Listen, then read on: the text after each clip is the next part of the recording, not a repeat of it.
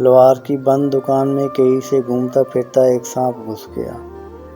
یہاں سانپ کی دلچسپی کی کوئی چیز نہیں تھی۔ اس کا جسم وہاں پڑی ایک آری سے ٹکرا کر معمولی سا زخمی ہو گیا۔ گھبراہٹ میں سانپ نے پلٹ کر آری پر پوری قوت سے ڈنک مارا۔ سانپ کے منہ سے خون بہنا شروع ہو گیا۔ اگلی بار سانپ نے اپنی سوچ کے مطابق آری کے گرد لپیٹ کر اسے جکڑ کر دم گھونٹ کر مارنے کی پوری کوشش کر ڈالی۔ دوسرے دن جب دکاندار نے ورکشاپ کھولی تو ایک سانپ کو آری کے گرد لپٹے مردہ پایا، جو کسی اور وجہ سے نہیں، محض اپنی طیش اور غصے کی بھینٹ چڑھ گیا تھا۔ بعض اوقات غصے میں ہم دوسروں کو نقصان پہنچانے کی کوشش کرتے ہیں، مگر وقت گزرنے کے بعد ہمیں پتہ چلتا ہے کہ ہم نے اپنے آپ کا زیادہ نقصان کیا ہے۔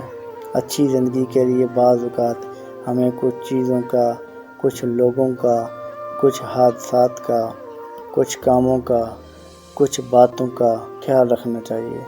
انہیں نظر انداز کر دینا بہتر ہے۔ اپنے آپ کو ذہانت کے ساتھ نظر انداز کرنے کا عادی بنائیں۔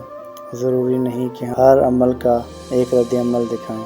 ہمارے کچھ رد عمل ہمیں محض نقصان ہی نہیں دیں گے بلکہ ہو سکتا ہے ہماری جان بھی لے لیں۔ سب سے بڑی قوت برداشت ہے۔ اپنا بہت سا خیال رکھیے گا، دعاؤں میں ضرور یاد رکھیے گا۔ سلام۔